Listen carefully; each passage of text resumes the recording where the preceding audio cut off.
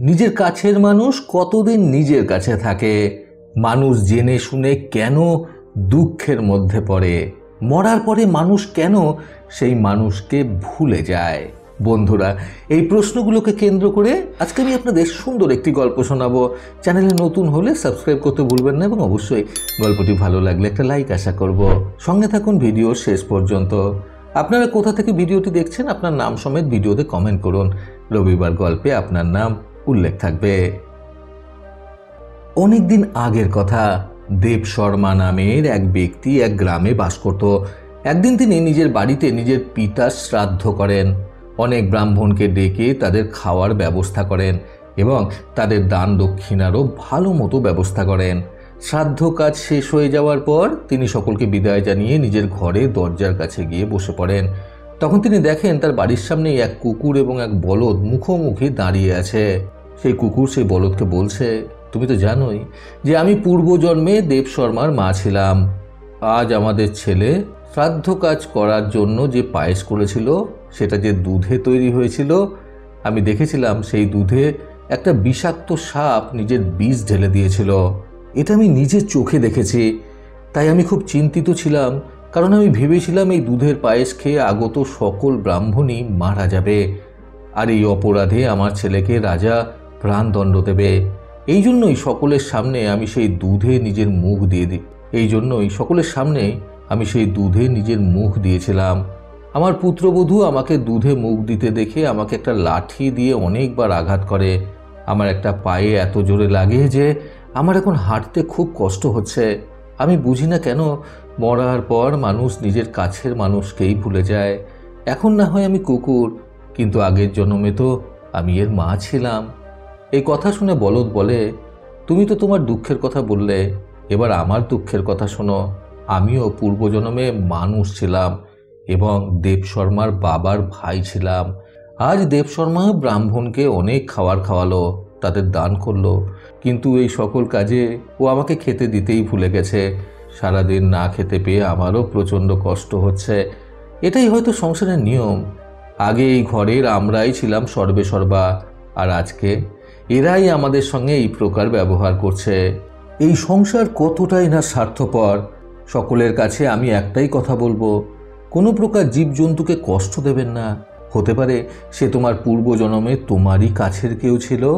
আগে তো তুমি তাদের প্রেম করতে, কিন্তু এখন যখন তারা পশু পাখি হয়ে জন্ম নিয়েছে তখন তাদের প্রতি এত নির্দয় কেন? প্রত্যেক জীবের প্রতি দয়া রাখা মানুষের ধর্ম। সেই কারণেই তো মানব জীবনকে শ্রেষ্ঠ বলা হয়।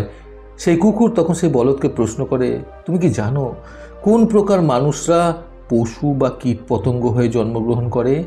বলদ তখন বলে, জীবন মরণ বা পরবর্তী জন্ম এই সব কিছুই মানুষের কর্মের উপর নির্ভর করে। কেউ কেউ পাপ কাজ করার সময় ভাবে কেউ তাদের দেখছে না।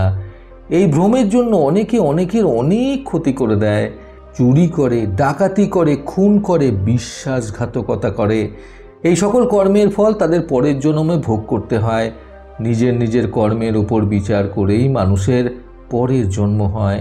সংসারের সমস্ত দুঃখ মোহর হয়, আর এই মোহতেই মানুষ পাপ কাজ করতে উদ্যত হয়।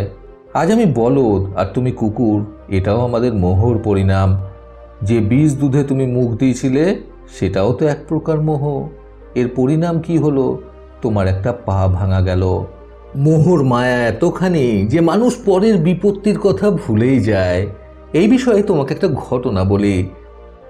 গল্পে আগে যাওয়ার আগে গত সপ্তাহে যারা যারা কমেন্ট করেছিলেন তারা হলেন ঢাকা থেকে আতিকুল ইসলাম, বীরভূম থেকে মোহাম্মদ নাসির উদ্দিন, কুচবিহার থেকে সুজিত, নিউ ইয়র্ক থেকে তারিক কুমার, পূর্ব বর্ধমান থেকে মোহান্ত দাস, কৃষ্ণনগর থেকে অনিতা বিশ্বাস, খানাকুল হুগলি থেকে সমীর চ্যাটার্জি, দিনহাটা থেকে অর্ণব সরকার, আসাম থেকে রূপা তালুকদার, হুগলি থেকে ধনঞ্জয় রয়, চাপড়া থেকে বাপ্পা সাধুকা, কোচবিহার থেকে অনামিকা বর্মন, বাংলাদেশ থেকে জীবন কর্মকার, টালিগঞ্জ মাঝধরণী থেকে অরিজিৎ আচার্য, এছাড়াও সুপ্রিয়া মণ্ডল, রতন বৈষ্ণব, রফিকুল হাসান, মামনি মাইতি, চিত্রা মণ্ডল, মানস মাঝি, লিলি ভট্টাচার্য, সুনীল চন্দ্র দাস,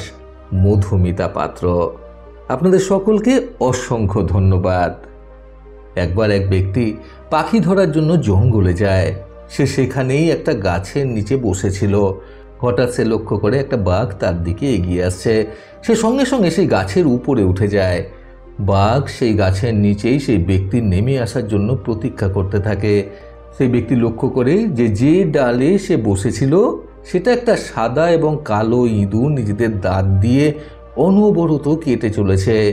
সে নিচে তাকিয়ে দেখে সেখানে একটা কুয়ো ছিল, যেখানে একটা বড় বিষধর সাপ বসেছিল। এইসব দেখে তার মনে আরও ভয় হতে শুরু করলো। সে ভাবল এইবার কোনোভাবেই তার মুক্তি নেই, আজ মৃত্যু নিশ্চিত।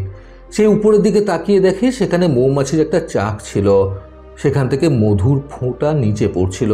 সেই মধুর এক ফোঁটা যখন তার মুখে পড়ল তখন সে এক অদ্ভুত তৃপ্তি অনুভব করলো।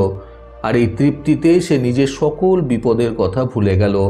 সে ভুলে যায় যে ডালে সে বসে আছে সেটা দুটো ইঁদুর কাটছে, নিচে বাঘ বসে আছে, কুয়োয় একটা সাপ বসে আছে, তার বাঁচার কোনো আশা নেই।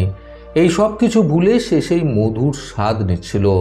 কিছুক্ষণ পর সেই ডাল ভেঙে সে কুয়োর মধ্যে পড়ে যায়, যেখানে সাপরূপী কাল তাকে কামড়ে দেয় এবং সেখানে তার মৃত্যু হয়। মধুর মোহতে পড়ে সে নিজের সব বিপত্তি ভুলেই গেছিল। এই হাল আমাদের সকলের। মোহর কারণেই মানুষ দুঃখে পড়ে, মোহর কারণেই মানুষ পাপ কর্ম করে। যে এই মোহ থেকে নিজেকে সরিয়ে আনতে পারে তার জীবনে কখনো শোক বা দুঃখ আসে না। বলদের এই কথা শুনে কুকুর মনের দুঃখে সেখানে বসে পড়ে এবং পূর্বজন্মে নিজের মোহর কথা ভাবতে থাকে, যার জন্য তাকে এই জন্মে কুকুর হতে হয়েছিল। বন্ধুরা, জীবনে কষ্ট আসার কারণ বুঝতে আজকের এই সুন্দর গল্প থেকে শিক্ষণীয় 3টি কথা সর্বদা মনে রাখুন। প্রথমত, দুঃখের মূল কারণ কিন্তু মোহ।